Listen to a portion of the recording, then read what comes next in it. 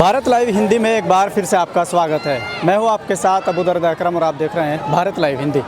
इस समय सीमांचल को कवर कर आप लोगों के सामने नेताओं की जो बातें हैं या जनता का जो ओपिनियन है वो सब आपके सामने ला रहे हैं। ऐसे में मेरे साथ मौजूद हैं तारा श्वेता आर्या, जो किसी परिचय के मोहताज नहीं है, एक मशहूर डॉक्टर। बातचीत करेंगे कि यहाँ एक कार्यकर्ता सम्मेलन हुआ और इत्तेफाक से वो तीनों संभावित प्रत्याशी एक मंच पर दिखे।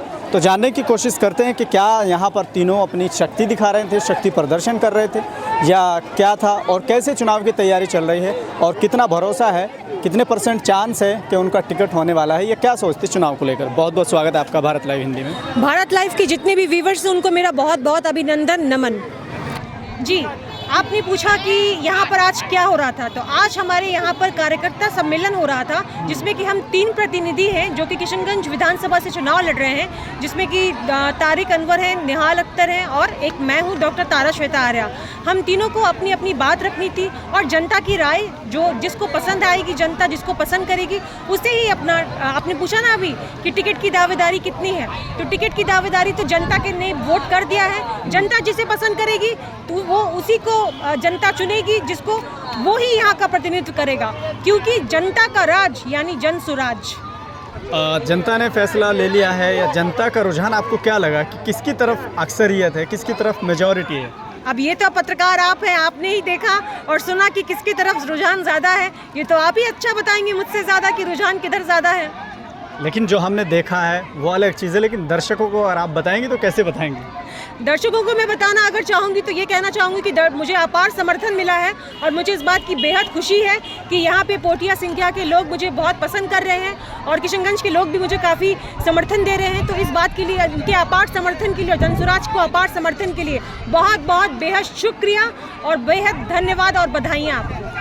कई मुद्दे तो ऐसे हैं जो प्रशांत किशोर जी के हैं, वो सब उसी पर बात कर रहे हैं, लेकिन ऐसा आपके पास क्या अलग है जो निहाल अख्तर के पास या तारिक अनवर के पास नहीं है और आपके पास है? आप उन मुद्दों पर बात कर रही हैं, ऐसा क्या मुद्दा है? देखिए, बाढ़, नदी कटाव, शिक्षा, रोजगार, स्वास्थ्य, इन पर तो सब लोग बात करते हैं, पर मैं बात करना चाहती हूँ विश्वविद्यालय एमयू फंड के रिलीज की। एमयू बहुत दिनों से यहाँ पर खंडर जैसा बना पड़ा है, लेकिन उसका फंड अभी तक रिलीज नहीं हुआ। मैं आप लोगों को अलग ये बताना चाहती हूँ कि ये सीमांचल का पिछड़ा जो हाल है, ये आज की ये हालात नहीं है, ये सालों से ठगा हुआ सीमांचल है। सालों से नेता ने यहाँ पर लोगों को ठगा है, जिसका नतीजा है कि सीमांचल आज इतना पिछड़ा है। तो इस बार जो पहन के आएगा झूठ का कोट, उसको जनता नहीं देगी वोट। और दूसरी बात, जिसने दिया बड़ा बड़ा झूठा बयान, उसका क्या करेंगे जनता सम्मान? इसीलिए इस बार मैं इस बात पर मुद्दे पर हूँ कि जो जनता ने 25 साल से जो भोगा है, जिसका नतीजा आप आज देख रहे हैं, ये आज 10 दिन में ये सीमांचल ऐसा नहीं हुआ है, बल्कि ये 2500 साल की अनदेखी की वजह से, झूठे वादों की वजह से सीमांचल का ये हाल है। ये मुद्दा अलग है मेरा। बदलो, अपने नेता अलग चुनो और अपना नेता चुनो जो तुम्हारे साथ रहे 5 साल, तुम्हारे साथ फील्ड में रहे, तुम्हारे लिए हर वक्त खड़ा रहे।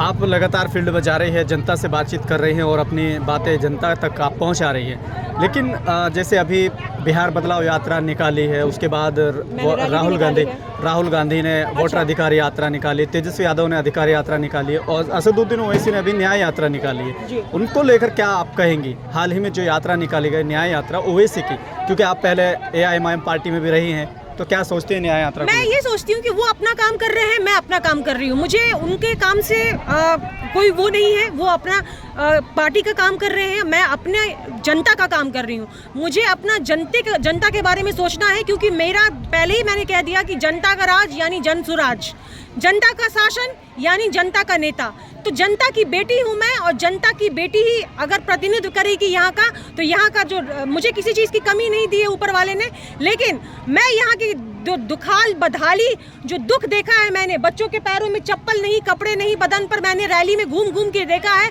वो चीज़ मैं यहाँ पर नहीं चाहती कि कोई भूखा पेट सोए, मैं ये नहीं चाहती। कोई पढ़ने के लिए बाहर जाए, मैं ये नहीं चाहती। कोई स्वास्थ्य की वजह से मर जाए, मैं ये नहीं चाहती। मुझे यहाँ पर स्वास्थ्य की कमियों को दूर करना, सुपर स्पेशलिटी यहाँ पर हॉस्पिटल्स बनने चाहिए, जो सरकारी अस्पताल है उसमें सुपर स्पेशलिटी फैसिलिटीज़ होनी चाहिए, बल्कि रोजगार के लिए पलायन जो है वो बंद होना चाहिए। ये सब चीज़ें बंद होनी चाहिए। चाहिए। ये मैं यहाँ पर चाहती हूँ कि रोजगार सबसे पहले बंद हो ताकि पति पत्नी परिवार एक साथ रहे। यहाँ आपको सिर्फ वृद्धा दिखेंगे या फिर आपको युवतियाँ दिखेंगी, आपको युवक यहाँ पर नहीं दिखेंगे क्योंकि वो काम करने के लिए केरला, लुधियाना, बॉम्बे, दिल्ली चले जाते हैं। तो मजदूरों की फैक्ट्री नहीं है बिहार, ये गलती मत समझिएगा नीतीश कुमार कि ये फैक्ट्री नहीं है बिहार मजदूरों की। यहाँ पर लोग पढ़ते हैं, आईएएस और आईपीएस बनते हैं बिना पढ़ाई किए। सोचिए अगर हमारे यहाँ ज्ञान की भूमि थी ये पहले, अगर हमारे यहाँ विश्वविद्यालय बन गए सीमांचल में तो हम उखाड़ फेंकेंगे सारे इंडिया के जितना भी डाटा है ना, वो सारा चला जाएगा और इंडिया का डाटा जो है उसमें सबसे अग्रणी राज्य में प्रशांत किशोर जो है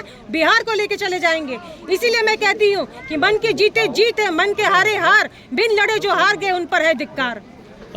आप जनता के बीच जाती है और खासकर जब मुस्लिम इलाके में जाती हैं तो प्रशांत किशोर को लेकर लगातार इस तरह की बातें सामने भी आती है, आपके सामने भी आती होगी कि जो बीजेपी के लिए पर्दे के पीछे से काम करते हैं वो खुल के सामने है, तो उसको किस तरह से आप देखती हैं? पहले जो बीजेपी के लिए काम करते थे, ऐसा तो है ही नहीं कि बीजेपी के लिए जो काम करते थे वो सबके लिए उन्होंने काम किया, ऐसा नहीं है। किसी बीजेपी के लिए, ममता बनर्जी के लिए भी काम किया है, स्टेनली के लिए भी केरला में काम किया है। उन्होंने बहुत सारे चीफ मिनिस्टर्स को बनाया है, 10 स्टेट के चीफ मिनिस्टर्स को बनाया है। तो ये कहना कि वो बीजेपी से पर्दे के लिए काम कर रहे हैं, तो बीजेपी के लोगों को फिर आप क्यों देख रहे हैं कि किश्त पे किश्त उनकी जारी हो रही है बीजेपी के लोगों के ऊपर? अगर वो ऐसा सोच रही तो ये बिल्कुल गलत इल्जामात है और इस इल्जामात से मैं बिल्कुल भी सहमत नहीं हूँ। और हमारी पार्टी एक सेकुलर पार्टी है, हम हिंदू मुस्लिम सबको लेके चलते हैं। हिंदू मुस्लिम भाई भाई हम सब हैं, इंसान के बच्चे और इंसानियत पर हम चलते हैं। हिंदू मुस्लिम सिख ईसाई हम सब हैं भाई भाई। सीमांचल में क्या और मुद्दे नहीं है जो प्रशांत किशोर सिर्फ बीजेपी नेताओं के पोल खोलने पे लगे हैं या उनकी बातें कर रहे हैं? सीमांचल में सारे मुद्दे क्या पूरे बिहार के मुद्दों पर वो बात कर रहे हैं, रोजगार पे बात कर रहे हैं, पलायन पे बात कर रहे हैं, बच्चों की शिक्षा पे बात कर रहे हैं, महिलाओं की के व्यवसाय के लिए बात कर रहे हैं, छोटे छोटे उद्योग और कारखाने लगाने की बात कर रहे हैं। और किसका मुद्दा चाहिए आपको? यही तो मुद्दा है ना कि हमें 2 वक्त की रोटी मिल जाए खाने के लिए, हमारा बेटा बाहर ना जाए पढ़ने के लिए या काम करने के लिए, मजदूर की तरह वहाँ कहीं उसको महाराष्ट्र की तरह पीटा ना जाए कि उसको पीट रहे हैं वहाँ पे महाराष्ट्र में क्योंकि वो बिहारी है। एक बिहारी यानी 100 बीमारी, ये नहीं होना चाहिए। एक बिहारी सब पर भारी, एक बिहारी 100 पर भारी, ये नारा लगेगा हमारे यहाँ। चलिए, बहुत बहुत धन्यवाद हमसे बात करने के लिए।